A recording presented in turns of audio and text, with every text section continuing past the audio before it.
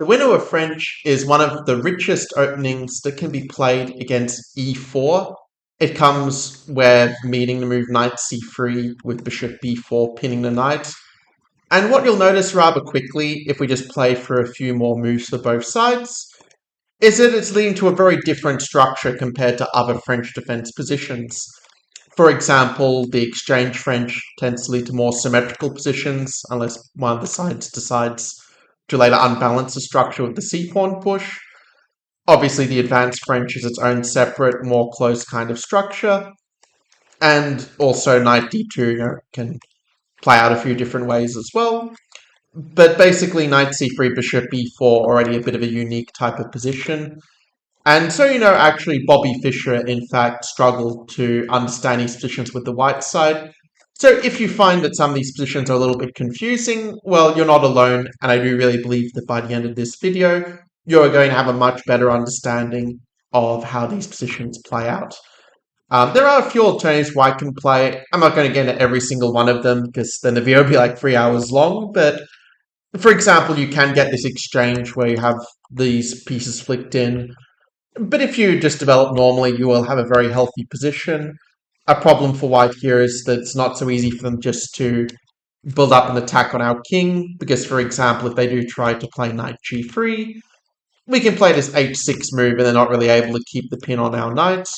But at the same time, if they can't play bishop g5, then knight f5 just ends up being a little bit of an empty threat, because we can always just chop it off in the worst case and be okay with our rock-solid structure. Another line that actually Odogmus has played recently against Aronian. Aronian's kind of one of the modern heroes of the Winawer French for black. There was this game that both of them played where white went bishop d2. And sort of a theme you'll kind of notice with the Winawer, and with arguably the French in general, is how our bishop on c8 is quite passive. And that's why in a lot of positions you're going to be looking for ways to try to trade it off, with moves such as b6 and try to trade things this way. Of course, these positions fall a little bit outside the scope of this video, but at least mentioning these other possibilities so that after watching this, you can then complete your repertoire yourself and have a really deep understanding of the typical Winawer types of positions. The reality, though, is that most of the time you are going to get this kind of position here.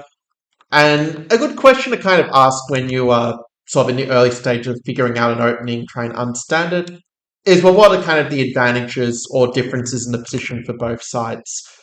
And while you're thinking about that, also want you to know that, well, with Simple Chess Improvement, our philosophy here really is to make chess improvement as simple as possible, understanding that rather than focusing on the results, we just focus on the process, just doing the right things, really helping you to understand chess in a way that you can apply those practical thinking techniques effectively in your own games, since after all, chess is more a game of skill than a game of knowledge. And if you want to support this initiative and this philosophy, then do go ahead and hit the like and also subscribe to the channel. For me, basically, of course, we know that Daniel Naroditsky recently passed away, and I've made it my personal mission to at least try to give the value that he would have given for the next 50, 60 years if he'd still been around then. That's something that's very important to me personally, and something that you might resonate with as well. With that being said, I do want to get into the game I have to share with you. Actually, I have two games I kind of want to share, but one of them I'll just share a little bit of a fragment, because something I mentioned before is that Bobby Fischer struggled quite a bit against the Winawer. Actually, his opening he lost against many times, and of course, if it can be very difficult for a world champion to understand his white, then just imagine how much harder it's going to be for your opponents to really grasp the rising middle games. But the position I want to share with you is this one here, from a game between Bobby Fischer as white, playing against one of the biggest lifetime Winawer French experts in the German Grandmaster Wolfgang Ullmann. And I would encourage you to think about this position for a moment. Just figure out what move you would play as black in this case. I will admit this will be probably the most difficult puzzle we'll see in this video, so don't feel bad if you get it wrong. But what you can do is you can put your move in the comments below. It's move 21 for black in the Fischer-Ullmann game, so that you can, so we know what we're talking about, because I will be saying a lot of puzzles in this as part of the active learning approach that we embody here at Simple Chess Improvement. But yeah, put it in the comments below. Pause the video if you need more time to think about it, and then you'll see from there, whether you got it right, and whether you did or not, you're going to learn something either way. But this is a position where if white is able to kind of open up the position for their bishop pair, especially for their unopposed dark squared bishop, well, that could lead to some problems. Like imagine, for instance, if black were just to take without really thinking. Well, already you've got a problem that if you move your knight, you're actually going to get checkmated with queen b8 because of this battery. So it's just a very direct example of what white's aiming for against when playing against the Winawer French. Because white has this unopposed dark squared bishop, they want to make this bishop as strong as possible. Like this is their powerhouse piece. They get the bishop in the game, it'll just crisscross around the board and completely dominate black. So that's what we're trying to avoid here, and the way that Ullman avoided this was very creative. He played the move of g4, sacrificing a pawn, saying it's more important.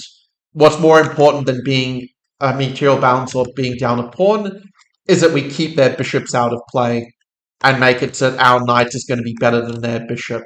That's a lot of what the Winawer French comes down to. Of course, it's true white does have double pawns, and we will see with the main game. I'll show you how you can attack those pawns in due course.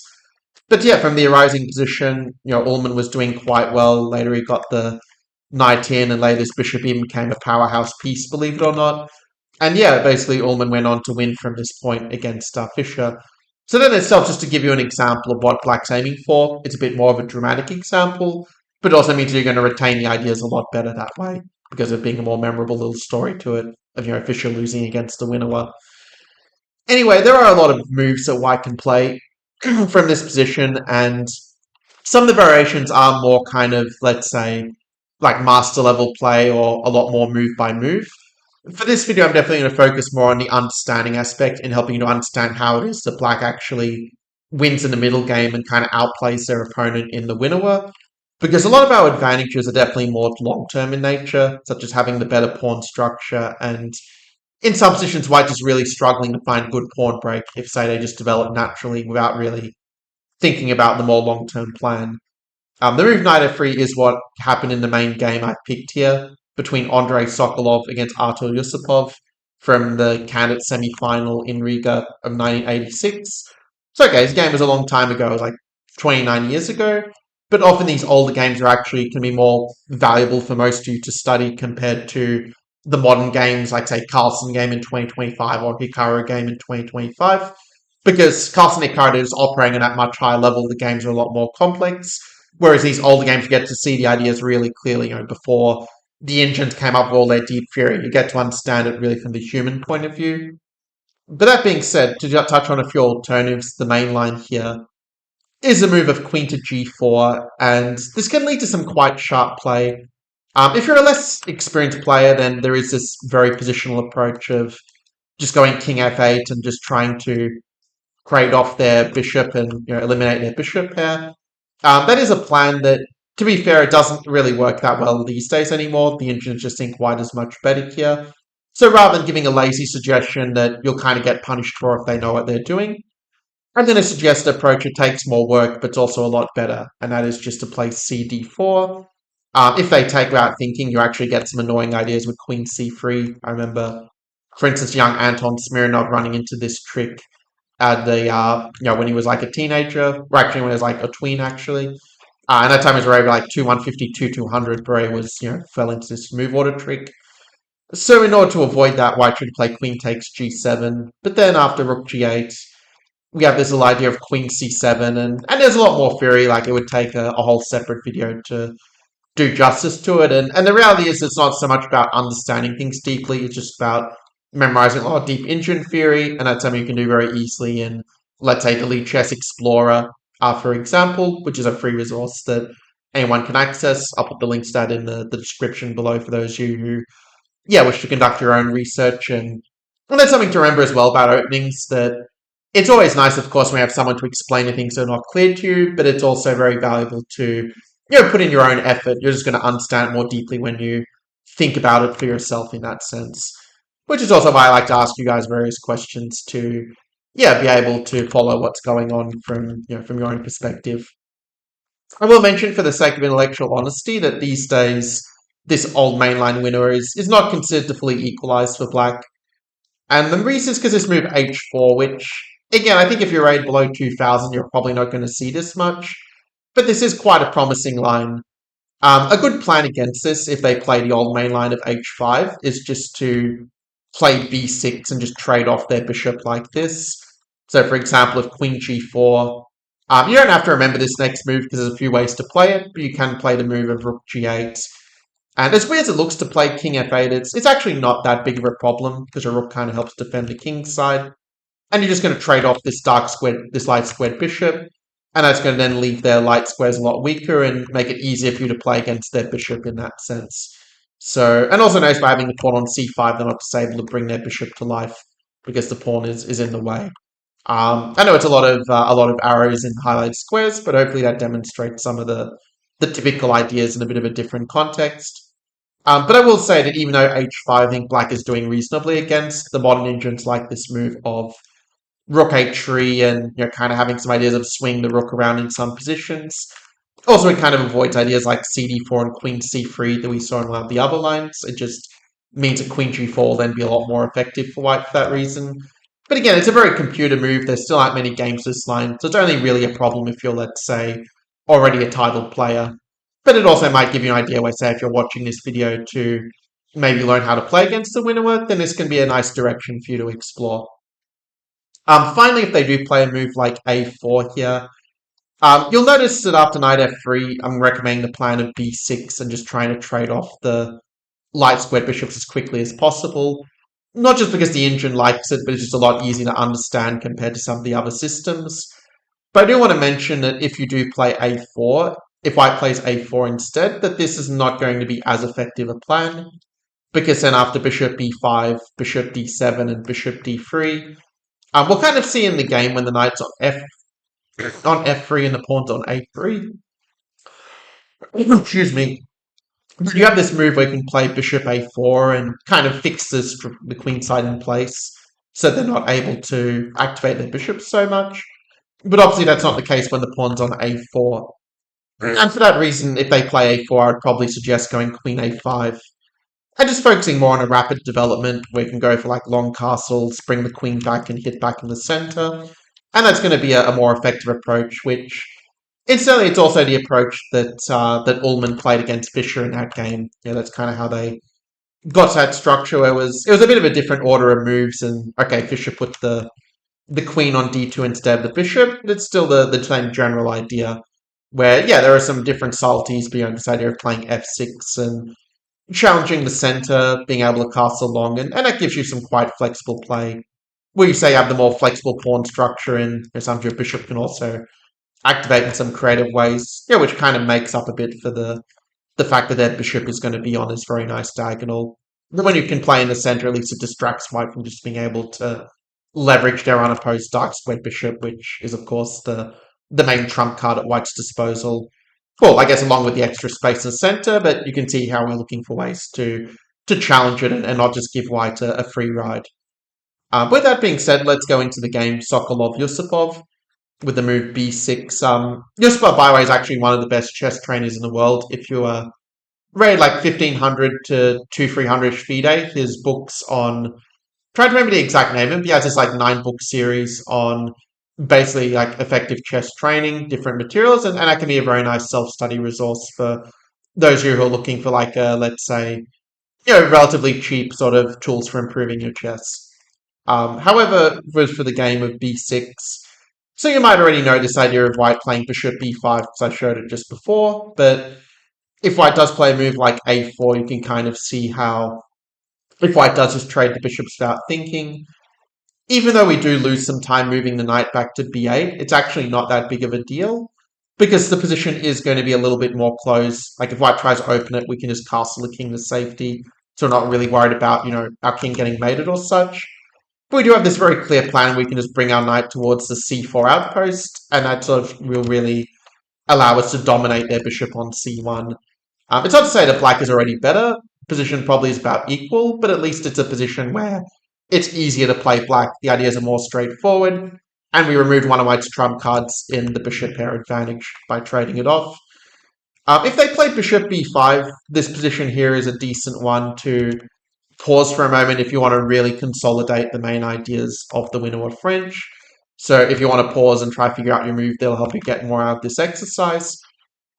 But the idea is that we want to play the move of c4. If you think of openings having a dark squared strategy or a light squared strategy, well, it's quite clear when we trade off our dark squared bishop that it means we're going to have more of a light squared strategy, in generally speaking. And with the move a6, we are able to open up the queen side. We also stop them from being able to activate their bishop with bishop a3. And for this reason, black ends up having a very healthy position with quite natural moves here. You don't even necessarily have to play f6. You can even just use the a file as your source of counterplay, kind of playing on the side of the board where you're stronger here. f6 tends to make more sense when you kind of don't really have another way of opening up the position, if you don't really have another pawn break to work with. In any case, the game saw bishop b5, bishop d7. We've already talked about how the exchange of the dark squared bishops, of the light squared bishops rather, is quite nice for black. And so white plays bishop d3, trying to keep that bishop alive. And there's actually a very interesting idea as well that kind of comes up in even a predecessor to this game. There's a game between Dolmatov against Turtnek from also 1986 that happens. But basically, this game went like this with c4. I'll just play through the moves just so you can kind of see the idea. But basically, in this position, black found this very creative idea of playing king to d7 and then bring the queen to g8 and then to h7 as a way to kind of activate the queen and put pressure on the pawn. Now, it's true that eventually, Dolmatov managed to beat Hertnek in this game, and what a lot of your opponents will do, maybe you've even done a bit yourself in the past, think, okay, white won this game, so it's not really a good one for us to look at from black's point of view. But Yusupov looks beyond that. Yusupov realized that, okay, just because black lost the game, that could be for a whole host of reasons, not necessarily just the opening. And so maybe the idea itself is valid in that respect. And okay, the move order was a little bit different. Black played the move of bishop a4 first, keeping that little bit of flexibility and keeping white guessing as to whether we will play the move of c4. But if they play castles, just to give you an example of how just normal development won't necessarily solve all of white's problems. Well, here as well, like even though the engine sort of gives some different ideas, like there's a few, different setups you can go for here. Once again, you can kind of see how by knowing this plan of queen g8 and queen h7, it just gives you this clear plan where all of your pieces are going to be healthy, where all of your pieces are performing a clear function. And I think you would be surprised how much your chess would improve if you just consistently applied the philosophy of no bad pawns, no bad pieces. That's really what we're kind of doing here with this queen maneuver, make sure that even the queen is involved in that battle on the light squares. In the game, Sokolov played a bit differently with h4, kind of using the idea that we saw before. And this h5, h6 structure obviously is one you could also get from the 7h4 variation. Granted, we do have a better version here, but still it's good to see how the positions can kind of play out. Like for example, if castles, again, we can kind of just go for this same maneuver that we talked about before, or even just continue to move our king to safety. There's more than one way you can play it. But you will see that when white castles, this pawn can potentially be a bit of a hook for us to, at some point, open up the king side in our favour and get some attacking chances on that side. Again, for the sake of intellectual honesty, it does have to be mentioned that if white plays a move bishop e3, I do think they have reasonable chances of an advantage here. Maybe the best try for black might be a move like queen c7. This might be one of the rare cases where you actually might not be so fixated on playing c4 quite so quickly. Okay, it also depends, of course, on what white does. There's a lot of subtleties here. But the reason that c4 can have a few disadvantages is that if you play something like queen d7, you just end up with a bit of a passive position where it's kind of hard for you to fight back on the king side, because whichever pawn you move, you're going to kind of create some weaknesses. Specifically, the h6 pawn is going to be quite weak after an exchange of pawns on the king side. So that means it's a bit hard for black to find a good pawn break, because if we go here, then we're going to be opening up the pathways to our own king in that sense. But let's say if you do try that idea I mentioned before, of this Yusupov queen maneuver of king d7 and bring the queen to g8. I mean, it's a nice idea, but you can kind of see that it's not quite as effective as before. That after f4, white is going to just prepare the f5 break, and it's going to be kind of hard for us to get that such this sufficient counterplay on the other side. I mean, to be fair, you can still play a5 and b4. Like, it's definitely still a fighting position, but it's one where I do think white is better if they play it correctly. Just for the to be completely upfront about this. Kind of interesting that actually that Layla Zero actually thinks that it's sort of quite close to equal, and Stockfish thinks it's slightly better. So yeah, to be fair, that there is a little bit of a disagreement between the engines, which is always a very interesting learning opportunity for your own study for the more advanced students. But okay, I digress a little bit. But Bishop E3, yeah, definitely is the best try for white, but not a move that you're going to see all that much from my experience. Instead, white goes Rook H4, to try to do a creative Rook lift and try to attack the pawn this way. But C4 ends up being quite a good reply, and I know I mentioned this idea before, so there's a pretty good chance I think that you will recognize this already, but just to make it part of, of your game, something that you'll remember and understand as well. What do you think is the correct plan for black from this position? Let's move 13 for black, by the way, in case you want to put your idea in the comments down below. It's one thing you'll find. It's a little bit of a training tip that when you are solving a puzzle, if you actually write down your solution, whether it's in the comments or piece of paper or in a Word document, whatever kind of suits you, then you are going to retain things a lot more powerfully, when you're sort of activating those different parts of the brain in your training.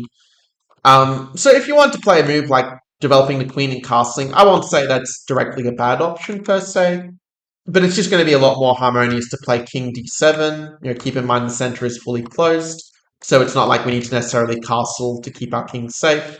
In fact, our king is in fact reasonably safe in the center.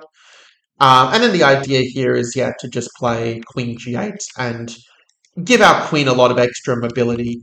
Also worth pointing out, by the way, that even though it was a very different opening, that actually Igor Kovalenko used the same idea in a recent tournament game against Lokran Welly to score a match victory for Ukraine against the Netherlands. And that match victory basically allowed Ukraine to win the European Team Championship. So yeah, if this idea, can win in a sense, a whole team tournament, that speaks to the importance of, understanding this motif. And also, of course, it gives you a model for how to study chess effectively on your own, that it's not about memorizing lots of engine variations or saying, okay, I learned 500 variations of this chess able course, but it's going to be a lot more effective to think in terms of, well, what are the key ideas? What is it that both sides are trying to achieve? And this position is just a really great metaphor for what black's trying to achieve, to make it that white doesn't have any good pawn breaks because we've got the light squared blockade, while we have that flexibility in the structure and we play against the opponent's bishops by closing the position on our terms and in our favor. Now, they could play it a little bit differently. They could play rook h4, and if they want to try to stop our pawn breaks, they could do something like this, where they're just trying to stop us getting in moves like f6 or g5, for example. But the thing is, you're not in any rush. You don't have any weaknesses per se. Okay, it's true that your rook is a bit stuck on h8, but other than that, you don't really have any problems in the position. And for example, you can just wait for the right moment to, play a move like g5, which, now is actually a little bit of a threat, like after takes and knight g6. Okay, maybe in that version they can take a knight f6, so maybe they can, yes, have very good compensation, but okay, the idea is at least in the air, if we prepare it with a couple of moves, we may be able to, to even threaten to win their rook in some versions. So that sort of speaks to how this can also be a little bit awkward and finicky for white. But anyway, the game went bishop e3. I don't think it's the best move, but okay. So Andrei Sokolov is a 2-6-20 GM. That was his FIDE rank at the time of this game. So again, if he's struggling to sort of navigate the positions and not finding the best ways to play, then it's only going to be harder for your opponents. Queen d2, queen h7, continuing the plan. In hindsight, maybe I could have considered playing bishop d1 and defending that way, but I will admit that rook c1 is probably more natural in a sense.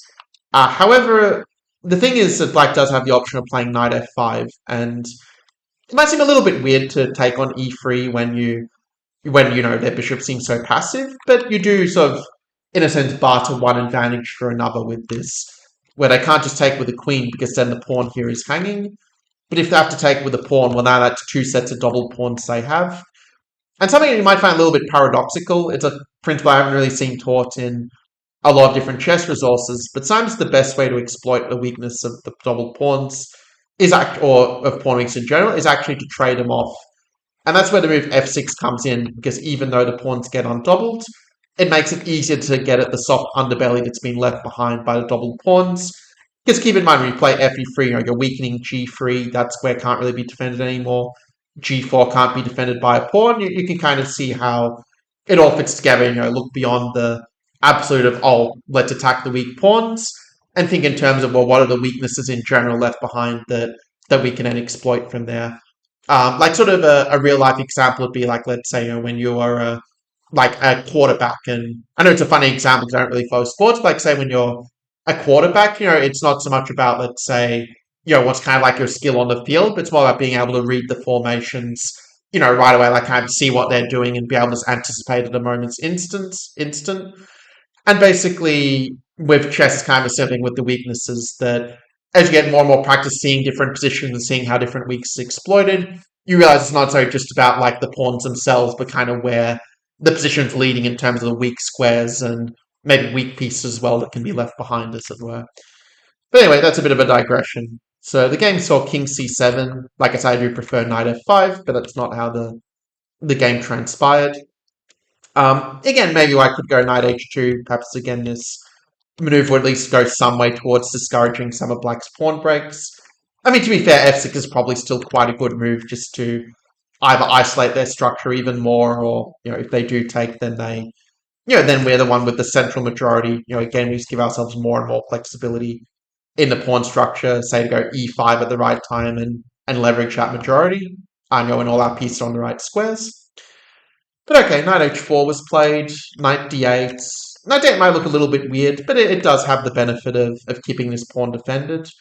And yeah, again, you can see like just the whole maneuvering aspect of these positions that, okay, white's stuck defending this pawn, like the rook's a long way from supporting the play on the queen side. So therefore we can afford to play the move of bishop e8. And then maybe in some ways kind of eye up that pawn on h5 as a potential weakness. To be fair, I think rook fg8 and this is also a decent plan. Like it's something you'll notice with more strategic positions. There's less about like the exact best move, but more about just kind of having a general feel for where you want to be going, having the roadmap in a sense. I play some move rook h3, and yeah, I want to give this position to you as a puzzle as well, because what the thing is that when you're watching a video, this is true for any skill, by the way, when you sort of watch a video and take it in passively, it's going to make you feel a lot wiser and a lot smarter, but the great philosophers and the great, spiritual leaders of our time, they emphasize a point that, it's not about talking a good game, but it's about actually doing. Wisdom comes from action, not from philosophizing in that sense. And that's why I'm putting you in the flight simulator here to see if you can find the best move for black. It is move 21 for black, by the way, in case you wish to write down your solution somewhere, be it in the comments or just in your own personal notes. Again, it's not something that most people will be willing to do, but it will give you that edge over your opponents when you're willing to do the things that they don't as such. No one said chess and prim was easy, but it can be simple when you follow these processes like this consistently.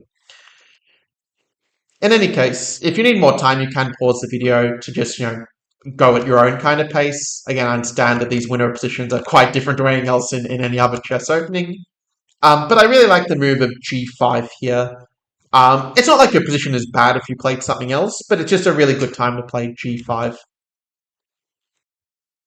Yeah, and it's also a really good time to turn my camera back on, as you could see here. It's kind of funny as well how like we just totally lose track of time. We get really in the moment, and doing it with this video, and by training the right way, you'll do it for your chess as well to get in the zone and not get distracted by external things that might be going on. Anyway, after hg6, fg6. Probably I should also explain if white did play a move such as knight f3.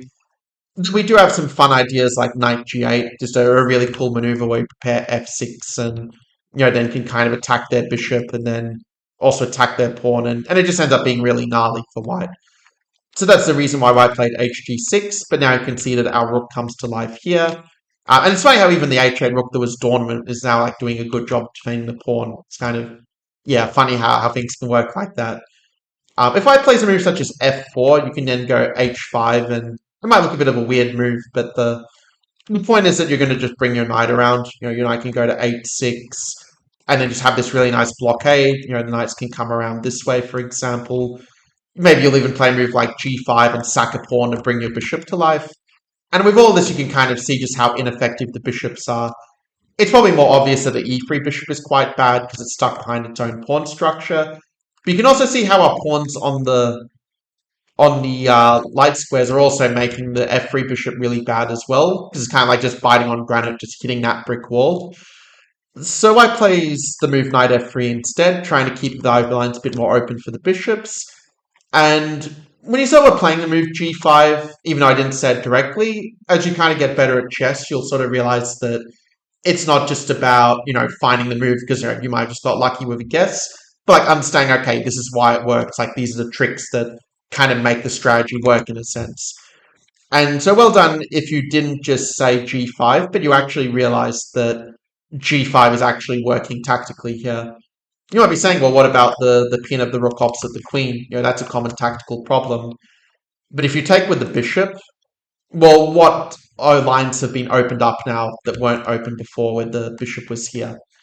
Well, now we can give a check, queen e4, and we will take one of the two bishops on the next move. So that's what I mean about seeing the tricks. And after knight takes g5, okay, you don't have queen e4 anymore, but you do have the move queen to g8, going for this pin, where if the knight moves, we take the bishop, and if the knight doesn't move, well, we take the knight. So either way, we win a piece there.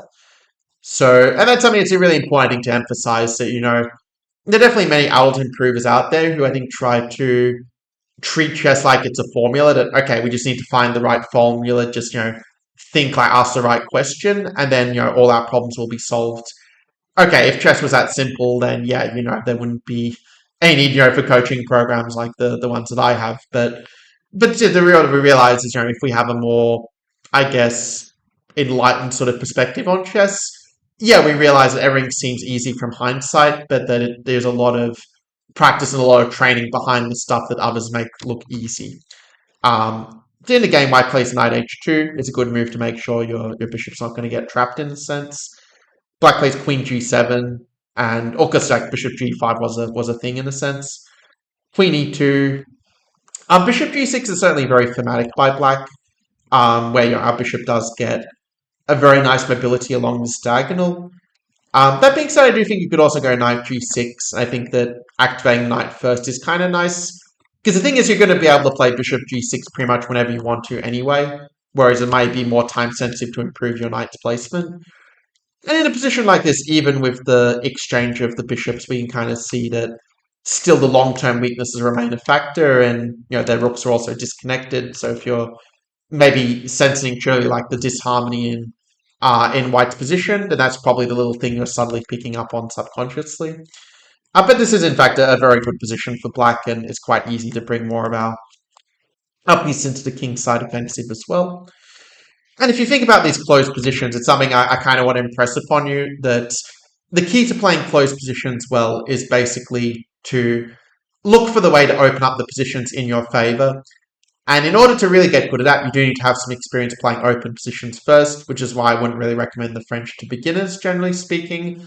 But for players who are a little bit more advanced, definitely you can sort of take that understanding from open position you played before and look for the ways to open closed positions so that it favors you when things suddenly get more dynamic and more concrete.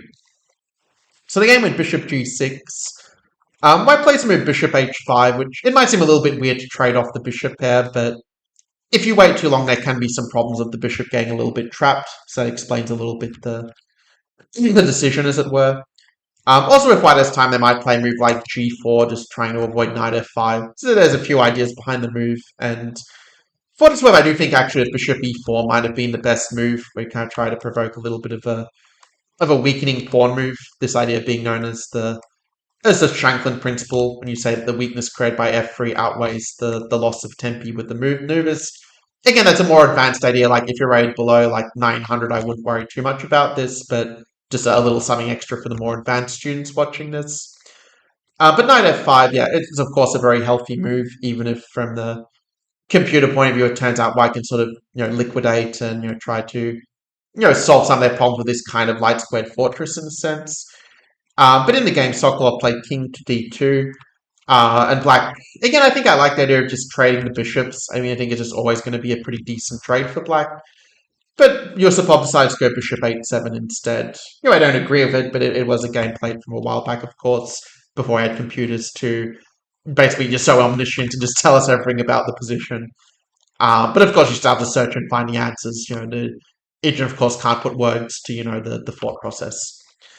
So the game goes knight g4, knight c6, and this is a bit of a long game. I know that it'll take some time to get through, but it really will help us to understand like the full phase of, the beginning, the middle, and the end of a typical Winawer game. It starts out as closed position. That's why Winawer games go on for longer. But you'll kind of notice that the longer the game goes on, the better the position often gets for black in a sense.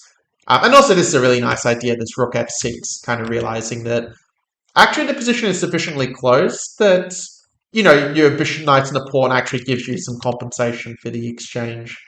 Now, to be fair, I do think that if White had played very alert with rooks h1, and then the move bishop f3 to get that pressure against the pawn and also cover knight e4, then yeah, I do think White is better in this position. So, and I think that's also something good to see, to understand that you don't have to play perfectly in order to win a game in the Winawer, that Yusupov did make mistakes in this game, but he was still able to outplay his opponent because he got the main things right in the end.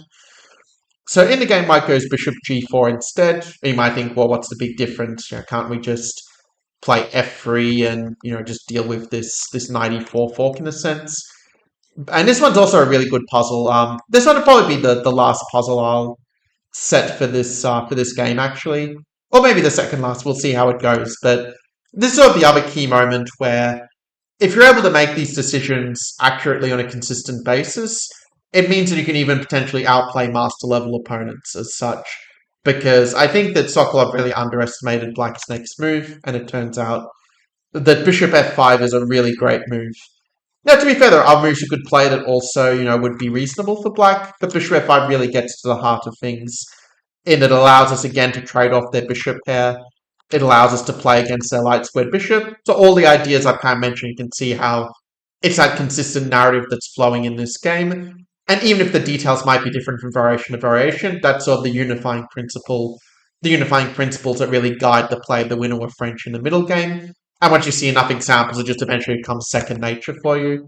But it won't be second nature to your opponents because, you'll have built up a lot more experience understanding these positions because, you're playing the Winawer French a lot of times, whereas maybe they're only getting it like once a year or maybe twice a year, depending on how much they play. Anyhow, at this point, White maybe should have played rook e1 and perhaps tried to fight for the control of the e file a bit more. In the game, he went rook ch1, but the thing is that, well, first of all, after f4, like if the knight goes to f5 later, this really negates the pressure on this pawn.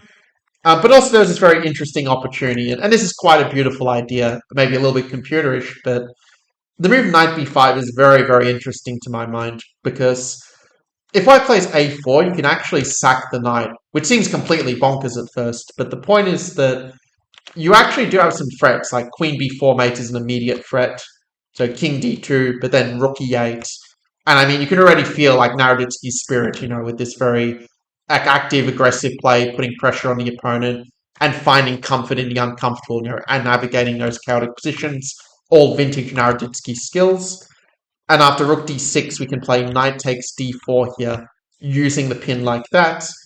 And if they play the move rook h7, which is actually the only move to stay in the game, because otherwise queen b4 is pretty gnarly, well, then we take, and in this position, just to explain why bishop g5, the point is that if you were to take here and take the knight, you're going to run into f4 and you are going to lose the rook endgame, just so we're all on the same page here. But after bishop g5, yeah, this endgame is actually going to be quite good for black. You'll notice we even are sacrificing a pawn here because we end up like getting really good play with our knight. So yeah, it's a bit of a line down the rabbit hole, but I just want to give it as an example to show that when you're learning from a game, and then this advice, to be fair, it applies a bit more to players rated 2,000 FIDE and above, but basically to realize that most of the lessons you're going to learn from a game when you're at that level are going to be more learning from the different variations, like discovering the ideas beyond the moves in the game.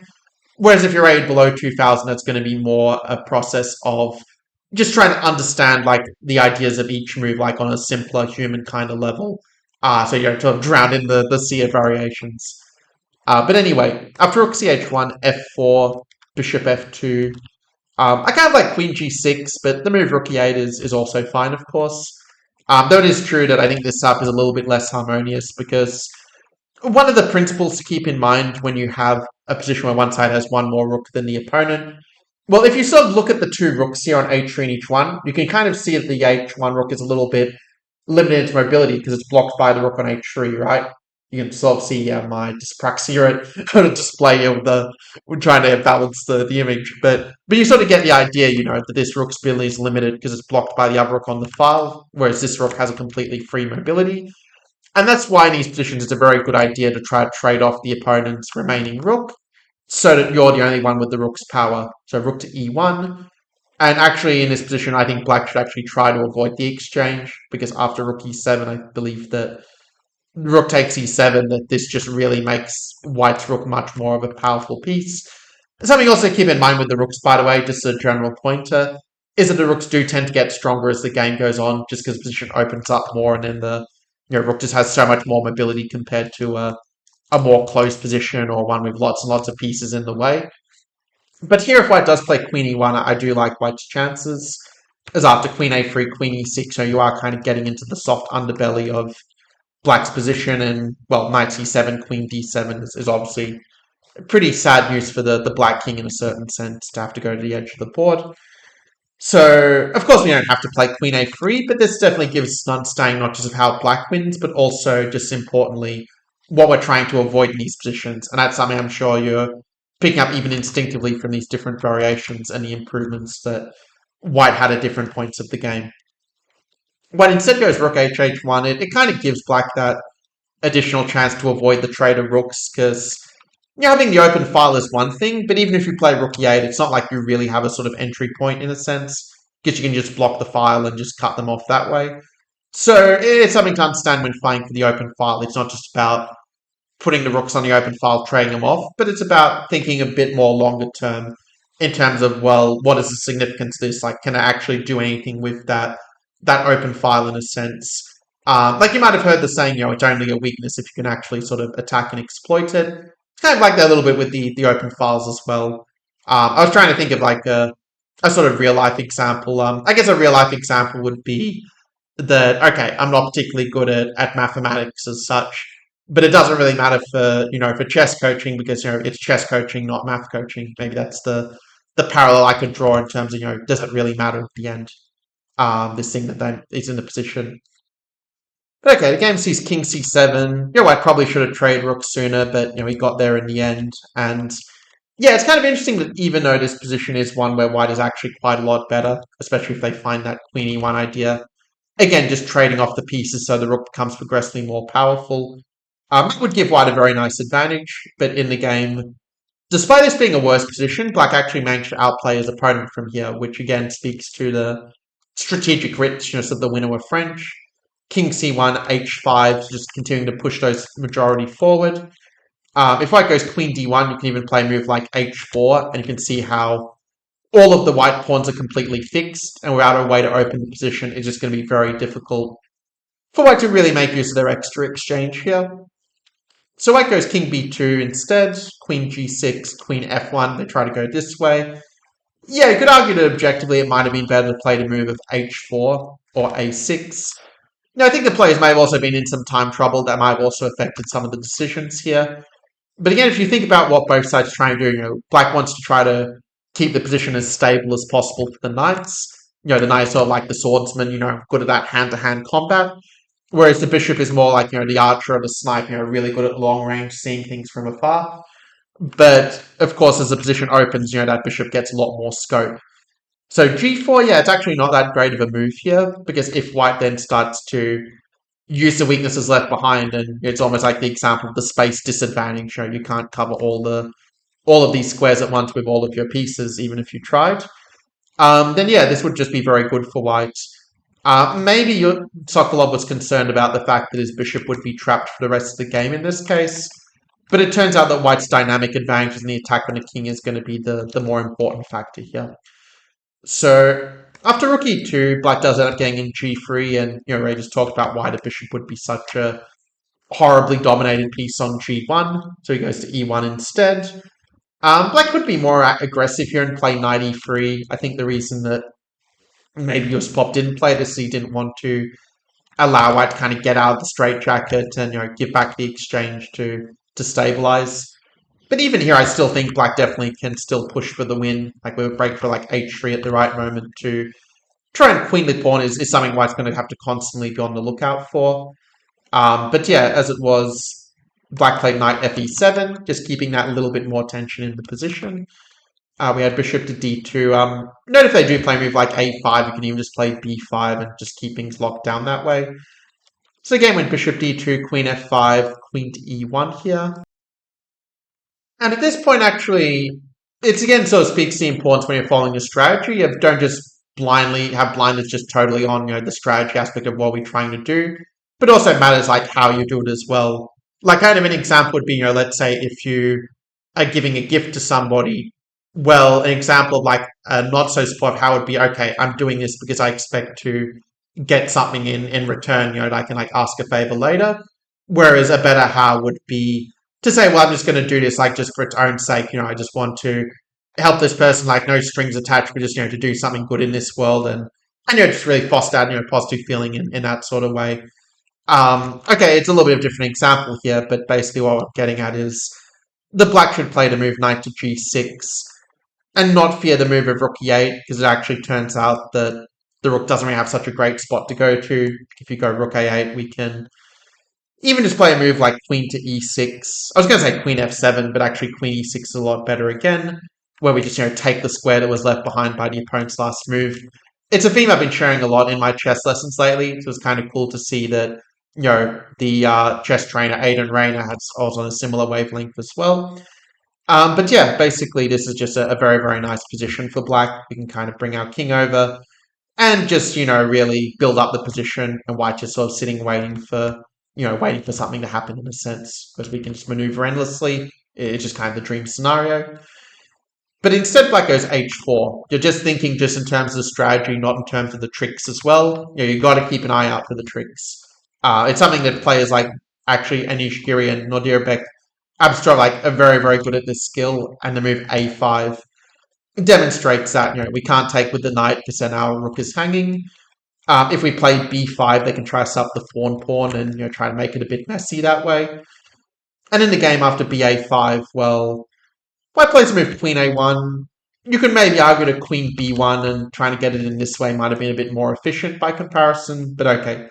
Queen a1 was played, knight g6, and now the game is really heating up. And even for very strong players, it can be difficult to make that mental adjustment of, okay, I was in this kind of position before, but now I'm in a different situation. And something that can really help you to just make that mental reset, and you can even do it, in fast time roll games, is just to just sit there and just take a nice deep breath. One way you can do it as well, like if you're less experienced with breath work, is you can actually basically just hold your belly and just feel your belly expand and contract. So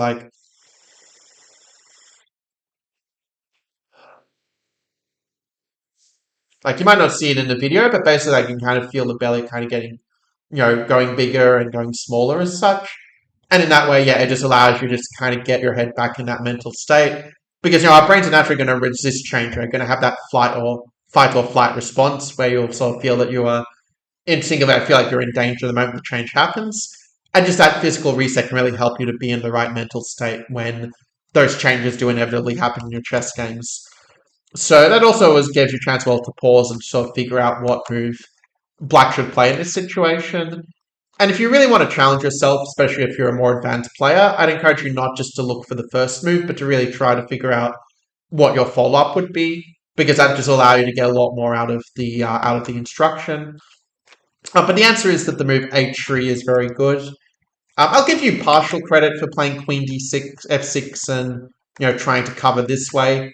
It's playable, but when you're defending, really, the skill of defending is about, first of all, figuring out ways to ignore the opponent's attacks and to be able to make equal or stronger threats of our own. That's the first thing you should be thinking about when thinking how to defend against the opponent's threats. And only if those aggressive ways don't work, then you think of the more passive ways to defend. Because when you defend passively too long, you are giving up more and more of that initiative to the opponent. So that's why it's more like the last resort than the first thing we should be thinking about, if that makes sense. But the move h3 is a very nice move here. Obviously, we don't want to, just have a pawn queen freely. So white goes takes. And this is why I asked for the follow-up, because actually in this position, the best move for black is not the move queen h5, though it ended up working in the game because white misplayed it, but the move is actually knight h4 in this position, where we're going to bring the knight in. It's also an interesting point. You'll sometimes notice that the less valuable pieces are actually better attackers or better defenders because they're a bit more dispensable. And you can kind of see with this knight move, we're also supporting the push of the pawn. White can't just play rook e1 so easily because then we just, are collecting the harvest with the, with the octopus knight just eyeing everything. White does have this little tricky move of bishop f4 that does make it a little bit messy. Obviously, you don't want to fall for the mate threat that's been open. That's why it's good to ask on each move, what is it that my opponent can do now that they couldn't do before is a really great question that Dan Heisman would recommend to less advanced players. It's even a good question for strong players as well, in all fairness. But yeah, we takes, and we end up getting this position that I don't know whether it's necessarily a win or a draw. Like, I didn't go that deep. Black's definitely still pressing, though, in this position. And yeah, it's very messy. Black is doing well, but probably white can survive if they find some accurate moves from here. But the onus is certainly on white to hold this, that's for sure. And note also they can't take the knight, of course, because we are threatening the queen in that instance. So black goes queen h5, queen c5, so position again really heating up, and Yusupov takes that time out to play the move of knight g7, just making sure that everything is well defended here. White plays another good move, queen b5, trying to get at the king in this way. G2, and this is sort of, the kind of one of the other key moments of the game. Because there's actually a little bit of a study-like way for white to save themselves, which was not seen. This one's probably a little bit too difficult for a puzzle unless you're like really hardcore, like say 200-300 plus FIDE. But it turns out there's actually this very nice idea of bishop c1.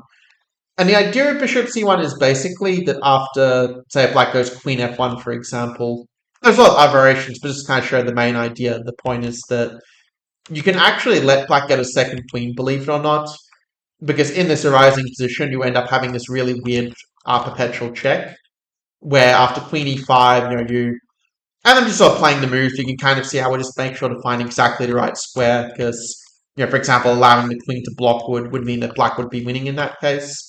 But we just don't let black kind of block with the queen on g1. And if black does try to do a little bit of a funky little maneuver, like say king f5 and trying to get in this way, well, again, we just want to look for the check that they can't block with the queen. So queen f7. And if you try to go king e4, we see that the bishop now covers this square. The queen covers this one by an x-ray. And so the king is forced back, and we end up getting our draw after all. So, yeah, that's a nice little sequence. Also, a fun point I will mention, I should have put in my notes before, but kind of funny that king g5 actually even loses in this position, because you have this move of bishop takes f4, and then after takes you go queen g7, and you win the queen with a skewer. It could be very well the case that this is what Sokolov and by extension Yusupov missed, because, this is just so far deep into the rabbit hole. Like, say, if you take from, this position as a key decision, like this was move 53, and this is move 70. So yeah, you need to be a dang good visualizer to see all of this, of course, from afar. But yeah, in the game, white plays queen to b7, king to d6, rook to g1. I kind of like the move of a4 here for black, actually. We just kind of, just sort of create that second weakness, just that little something to overload the king and the queen, so it'll be easier for you to crash through on the king side in due course. But okay, the game saw the more, let's say, impulsive queen f2. White plays bishop f4 to, do the lesser evil, only losing a bishop, not a rook. Queen f3, and black's definitely the one still better here, but the fact that it's very limited material does mean that, winning this will be taking some hard work, let's say. We had king e6. White plays rook f8. I think that rook f2 is better, but I'd still probably play a4, and this idea of trying to again, yeah, that soft underbelly, the base of the pawn chain definitely, yeah, is something that will ask quite some tricky questions. Let's put it like this. But the game saw rook f8, and once more, I think a4 is just very strong. Maybe in the game you didn't like a move like queen a6 and trying to cover the pawn that way. But then you can play queen h2 and you sort of give up the pawn, but just get that harmony in the position again, where you can play like queen b6. You can sort of gradually maneuver your knights around to attack their weaknesses. And I don't know for sure if it's a win or a draw, but it's definitely a very, very good chance for black to win from this point once the pieces start coordinating together. And I know I've talked about harmony quite a bit in this video. If you're not sure what that really means, it's basically that referring to the pieces working together towards a common goal. So you could sort of think of like, say, your team at work, for some work project, you're all working all together towards the same thing. It's the same as for chess as such. So after rook f8, black goes queen h6. Yeah, there's a little bit of maneuvering. Like, there are definitely some improvements for both sides, perhaps more pertinently for black. But it's not the sort of position where the evaluation is going to be ridiculously different because of one queen move being played over another. And at this point, yeah, maybe white should have perhaps put the king on a2 rather than a3 for some very subtle reasons. But king a3 was played, and this is where black found a very nice trick. So I get to see how he actually managed to win from this position. So first step was he played the move knight f5, where the exchange of queens does solve your problems of your king being less safe than the opponent, and it's a really good principle to remember when you are under attack. That if your king is less safe than the opponent, you want to usually trade the queens, it'll usually be in your favor. Whereas if your opponent's king is less safe, you're going to want to usually keep the queen on the board to continue having that dynamic capacity to attack and harass their king. So that's to say that an endgame like this would probably just be winning for black, again with this idea of bring the knight around to e4 as I mentioned, one way or the other. But white plays queen c8, trying to make it a bit trickier. We have the move knight e3.